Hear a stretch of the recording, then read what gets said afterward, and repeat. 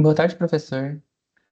A minha apresentação é sobre a palestra MD5 Considered Harmful Today, Creating a Rogue CA Certificate. Esse foi um ataque coordenado por um time internacional de pesquisadores que, trabalhando em colisões de prefixo escolhido para o MD5, eles fizeram esse ataque porque faltava um ataque verdadeiramente efetivo para o MD5. Já haviam tido ataques em 2004 e 2007, mas o de 2004 era bem fraquinho e o de 2007 já era contra uma CA, mas ainda era bem teórico. Eles usaram o MD5 para criar um certificado CA falso, que era confiado pela maioria dos browsers e permitia ataques man-in-the-middle no SSL. Agora eu vou relembrar alguns conceitos, começando com funções de hash. Basicamente, elas criam um resumo digital de tamanho fixo de um arquivo ou mensagem, e a principal característica delas é que elas devem ser resistentes a colisões. E foi justamente aqui que o MD5 falhou. Agora eu vou fazer uma demonstração de uma colisão. Bem, agora eu vou fazer uma demonstração de uma colisão utilizando o próprio MD5. A pessoa que gerou as imagens que eu vou usar para essa demonstração foi referenciada aqui, foi o Nat McHugh, e essas são as imagens que ele gerou, o Barry White e o James Brown. Além dessas duas imagens, eu peguei uma terceira imagem só para usar de exemplo de uma imagem que não tem colisão. Primeiramente, eu vou fazer a execução com o Barry White comentado e o James comentado. Como podem ver, os dois hashes são muito diferentes, como deveria ser. Mas se eu comentar o James 2 e descomentar o Barry, apesar das duas imagens serem muito diferentes, ainda é gerado o mesmo hash.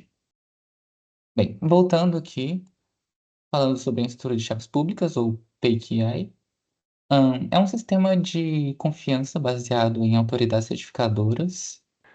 As CAs, elas têm a responsabilidade de verificar a identidade de quem está fazendo a requisição, verificar a autoria do domínio dos certificados SSL, além de revogar certificados ruins. Falando um pouco sobre assinaturas digitais, elas são um mecanismo que garante honestidade e integridade no repúdio, e ela permite que uma CA assine um certificado calculando o hash que ele está grafando com a chave privada. Falando com o SSL, ele é um protocolo que utiliza os conceitos que a gente viu anteriormente. Na época ele já era amplamente disponível por toda a internet, ele era presente em servidores web, servidores de e-mail, POP3, MAP, entre outros serviços. E ele era muito bom para prevenir espionagem por conta da troca de chaves assimétrica por meio do RSA, também por conta da criptografia assimétrica para encriptação dos dados. Além disso, ele era importante por prevenir ataques do tipo man-in-the-middle, porque eles estabeleciam uma cadeia de confiança do certificado digital do site para uma outra entidade certificadora confiável. Falando sobre o histórico das coleções MD5, em 2004 aconteceu o primeiro ataque de colisão MD5.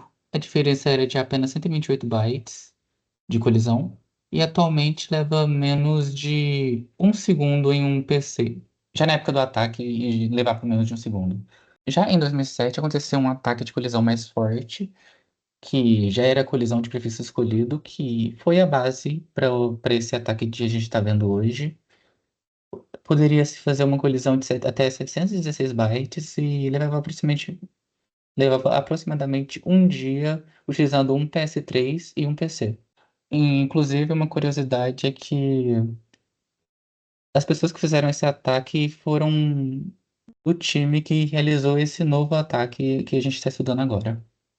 Falando sobre a geração de certificados colidentes, eles começaram fazendo uma coleta de mais de 30 mil certificados e eles identificaram várias CAs vulneráveis, como a FreeSSL, Torcenta e a RSA Data Security. Todas elas ainda usavam o MD5, mas 97% dos certificados emitidos eram emitidos para o Rapid SSL, o que fez ela ser um alvo muito forte para esse ataque. Agora falando sobre o ataque em si, eles criavam dois prefixos, um certificado legítimo e um certificado falso, que ele se autodeclarava como uma CA intermediária.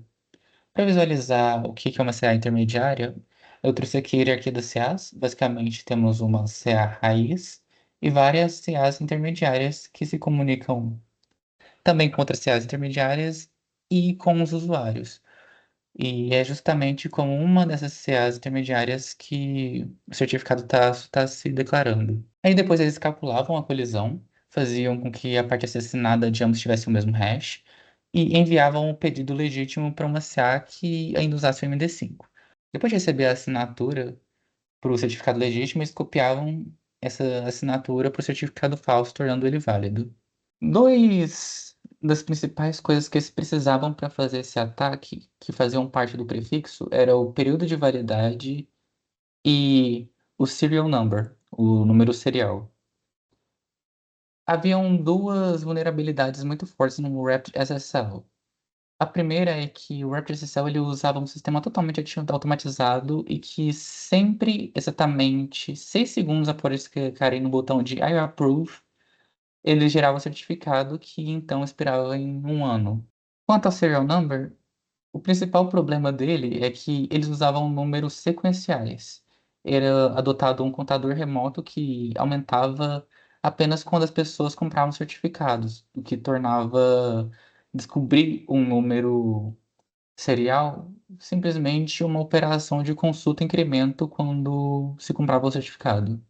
Na parte de geração das colisões, o cálculo da colisão foi baseado no artigo de 2007, com algumas melhorias. É por isso que foi bem importante a presença dos pesquisadores desse ataque aqui. Eles exigiam o poder computacional de um cluster de 200 consoles PlayStation 3 e o tempo que levava para realizar o ataque era de 1 a 2 dias. Eles faziam isso geralmente aos fins de semana, que era o tempo que todo mundo tinha tempo para fazer, para trabalhar nisso.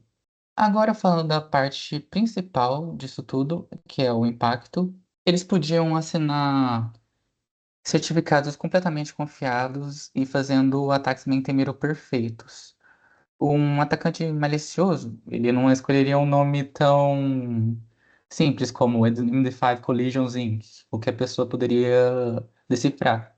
Ele escolheria um nome mais complicado que poderia causar problemas até mesmo para experts no assunto. Um atacante ele poderia interceptar o tráfego por meio de redes Wi-Fi inseguras e spoofing, tanto de ARP quanto de DNS, além de proxy auto-discovery, entre outros. Contramedidas e ações aprendidas. A ação imediata deles foi contatar as CAs afetadas e logo depois elas se comprometeram a migrar para o SHA-1 quando elas entenderam a gravidade do problema. O trabalho mostrou que vulnerabilidades teóricas têm que ser tratadas com urgência, porque um ataque de verdade sempre pode acontecer em pouco tempo. E também o ataque demonstrou que as CAs devem usar defesas adicionais, como números de série aleatórios e também, e também que o número de tempo depois de clicar no Approve deveria ser aleatório também. Se essas duas informações fossem aleatórias, o ataque que foi realizado por esses pesquisadores não seria possível. Quanto ao futuro, a quebra de primitivas criptográficas ela pode acontecer da noite por dia, então a indústria tem que estar preparada para uma migração rápida, ou seja, criar uma estrutura onde migrar seja mais fácil, porque em muitos sistemas na época, e imagino que ainda hoje em dia, era altamente dependente de uma parte que não poderia ser trocada com facilidade. Concluindo, tornar o teórico possível é a forma de criar um efeito real para segurança na internet. Nesse caso, tornar um ataque teórico em algo prático. As CIAs, elas na época já migraram para o SHA-1, mas os pesquisadores já alertaram para eles que futuros ataques de colisão podiam quebrar o próprio SHA-1, o que de fato aconteceu em 2017. Lembrando que tudo isso aqui aconteceu em 2008. Agora, como materiais extras, eu trouxe o próprio artigo original do MD5 Considered Harmful Today. Basicamente, é o que a gente viu hoje, só que com bem mais detalhes. E o vídeo da apresentação original para quem tiver interesse. Esse vídeo o próprio professor disponibilizou, mas eu achei interessante colocar aqui. Além também do código de demonstração do exemplo de colisão que eu demonstrei mais cedo. Além desses, eu recomendo a leitura do caso real, que foi o Maior Flame, que usou a teoria que a gente fez hoje, ou seja, eles criaram uma CA falsa, mas era de fato para atacar pessoas, em vez de alertar. Esse caso foi de 2012, então acredito que a principal culpa era de quem ainda usava o MD5 nessa época, apesar dessa demonstração. Agora, como a sequência disso tudo, eu trago também o ataque Shattered contra o SHA-1, que foi basicamente a quebra que aconteceu em 2017. Foi feita por um time de desenvolvedores da Google que conseguiram fazer uma codivisão do SHA-1 em um documento PDF. Também a colisão era utilizando uma colisão de perfil escolhido. E bem, uma curiosidade extra que eu queria trazer, pode ir um pouco do escopo da apresentação, por isso eu deixei para o final, que é quanto ao uso do PlayStation 3. O PlayStation 3 ele era uma ferramenta muito poderosa para a ciência por um bom tempo, principalmente para essa época.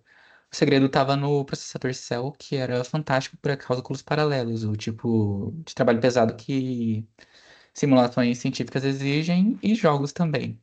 Basicamente, era possível fazer vários cálculos ao mesmo tempo. Além disso, uma grande vantagem era que dava para usar o Linux nele, o que tornava perfeito. Eles instalavam um Linux e dava para criar vários deles para fazer um cluster. E bem, é isso. Eu gravei esse vídeo simplesmente porque eu queria falar com um pouquinho mais de confiança e trazer essas informações um pouco mais completas no final. Obrigado, professor. Tchau, tchau.